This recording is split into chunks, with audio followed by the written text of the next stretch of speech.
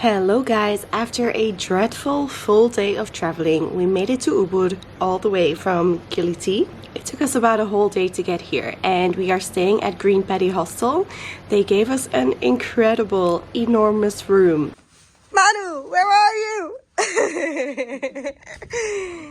Wow.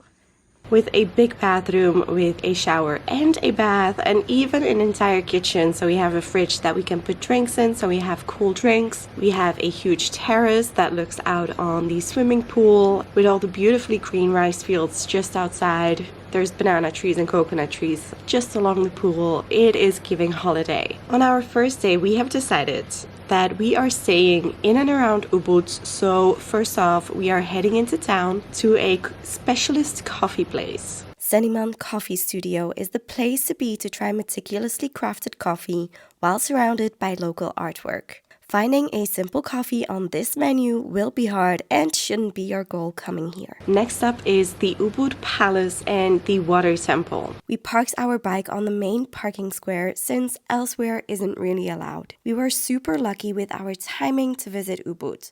The streets and temples were decorated with colorful homemade penjat for the Karya Agung Penyeek Jagat. Sorry if I mispronounced that, but this is a once-in-a-generation event that takes place in Ubud every 20 to 30 years. It is a Hindu ceremony that brings together communities in rituals to protect Bali, cleanse cosmic energy, and bless the people and environment, honoring the island's cultural and spiritual heritage. During these celebrations, many ceremonies, sacred performances, and offerings take place. After visiting the Ubud Palace, we headed to the Water Palace next door.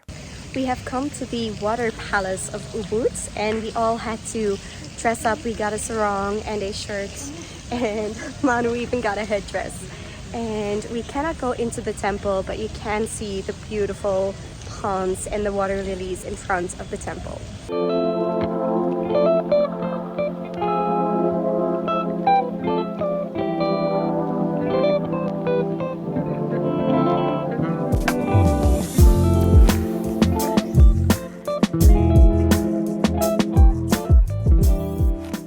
Not too far away from the water temple is the market, the Ubud Arts or Street Market.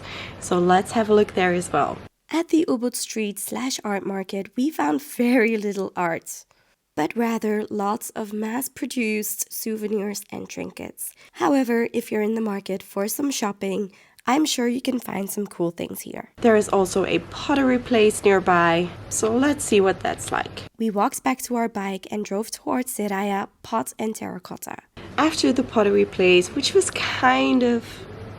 it wasn't very interesting unless you're actually doing a pottery class. You even had to pay to take pictures and stuff. So yeah, it was a bit strange. I wouldn't really recommend going there unless you want to do pottery. Then we were so hungry, so we headed in the direction of You and Me, where they sell incredibly delicious noodles. It was a Sunday, so we lucked out and managed to get the Sunday special, the Hainan chicken as well. After lunch, we still had so much time left, so we came back here, grabbed our stuff, and we headed in the direction of the waterfalls. Alright, let's go. It's all downhill from here until it's uphill. The first waterfall we visited was the Kanto Lampo waterfall. When we made it down the steps, we first walked left away from the waterfall to see a small cave. This sign was the only thing that made it interesting. We kept walking to the viewpoint over the waterfall. This right here was my idea of a waterfall on Bali, full of people having a photo shoot, and I did not enjoy it. So we drove a bit further ahead and arrived at... nope. This is not the waterfall, but this is the Taman Sari Waterfall. I can't even get in there. Never mind the deep tissue massage. They're free here.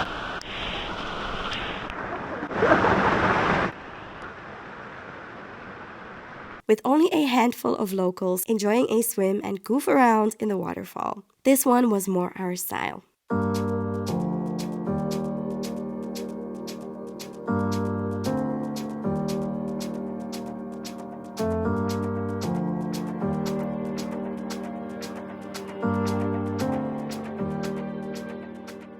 This waterfall was really great, but I would argue that the drive through these villages was just as nice. In the evening, we had some delicious slow-cooked ribs right here. We went for some very spicy ones.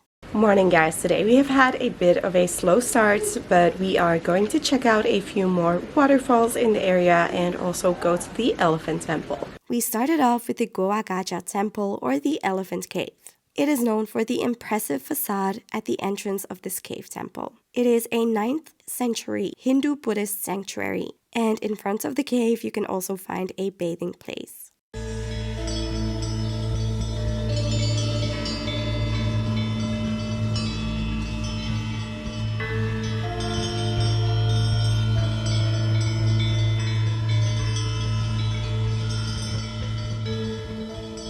The temple grounds had a beautiful garden in the back with even a small waterfall. On our way to the next stop, we had lunch at Bakmi Dua Dua, where the mosquitoes had an even bigger feast than we did. And then we continued to the Suwat Waterfall, which we had all to ourselves.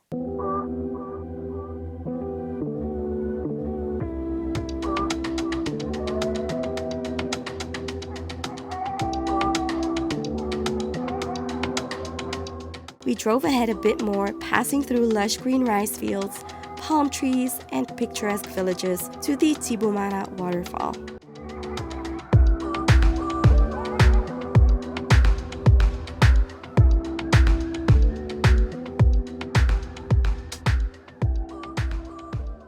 At our first waterfall of the day, we were alone. Doesn't seem like that'll be the case for this one, although it is now 5 p.m. so it is quite late for us to arrive. So let's see what it looks like down there, if it's any busy at all.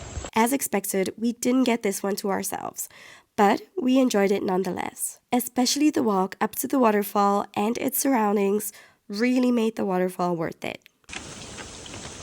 Ooh.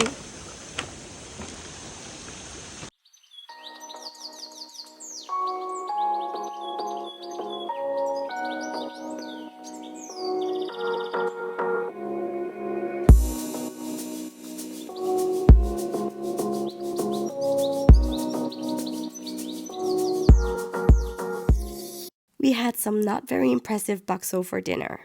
The next morning, we left early on an epic road trip to Sidemen, passing by gorgeous temples, a waterfall, and ending with the silver workshop. We started at the Gunung Kawi temple. They gave us the right attire and we walked down to the temple, passing through stunning rice terraces. You can choose to zipline down as well. The walk down was nice, but I would have liked to zipline back up.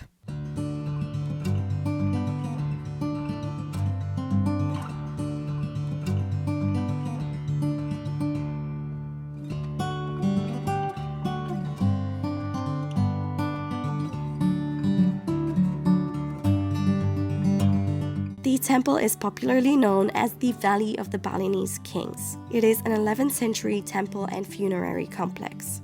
It's believed that each of the kandi, or shrines, were dedicated to different members of the ancient Balinese royal family.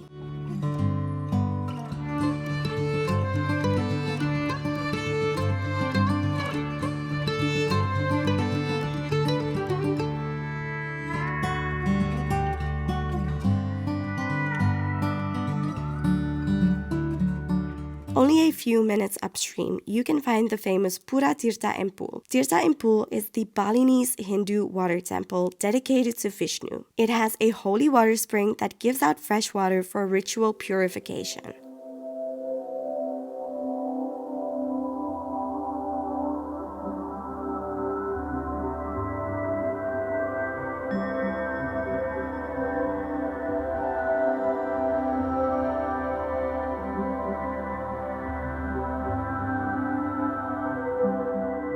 Finally, we reached the holy water that we would be blessed with. We had to rent another kind of sarong and a locker and got ready. First, we had to give another donation to bring an offer before we got in line to pass under every one of these fountains. You start left and end all the way at the right.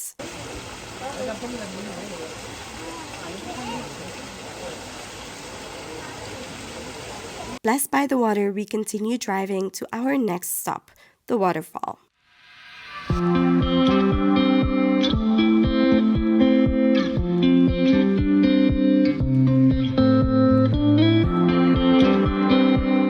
not before having a quick lunch at Warung Makan Apit Kuta.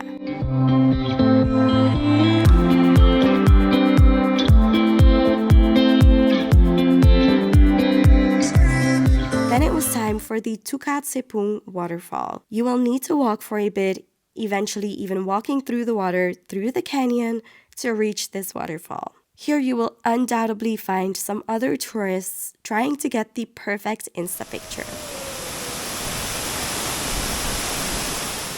On our way back, we enjoyed the surroundings more before driving to our final destination of the day. Wow! They're so beautiful! The drive to Sidemen was by far the best part of the trip. It reminded me a lot of the Ha Giang Loop in Vietnam. The views were incredible. Endless rice terraces, palm trees and banana trees. And then finally we arrived, but not before crossing the last hurdle. The yellow bridge.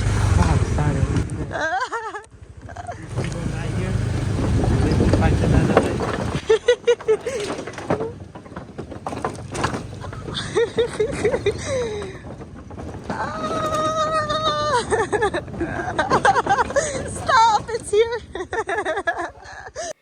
At the Sidemen Silver Workshop, you can make your own silver jewelry. First, you pick what model you would like to recreate, and then they weigh out 7 grams of silver for you to get started. Little did we know that this would be a full body workout. We started with melting down the silver, and once it was liquefied, it was poured into a small bar. We then had to hit the bar with the hammer to make it nice and squared. It then went through this machine that makes the corners sharper. This was definitely the hardest step. We then had to split our bar into 2, which didn't go as planned.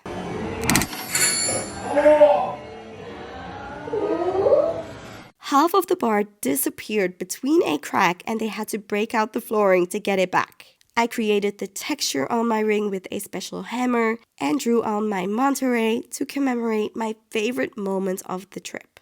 We then engraved it using different tools, but don't fear, if you suck at drawing, then they have some stamps as well. Finally, the ring was starting to get in shape. Next, it was being soldered and made to size. After being filed and polished to perfection, we took home our own personalized rings for only 15 euros each. Incredible.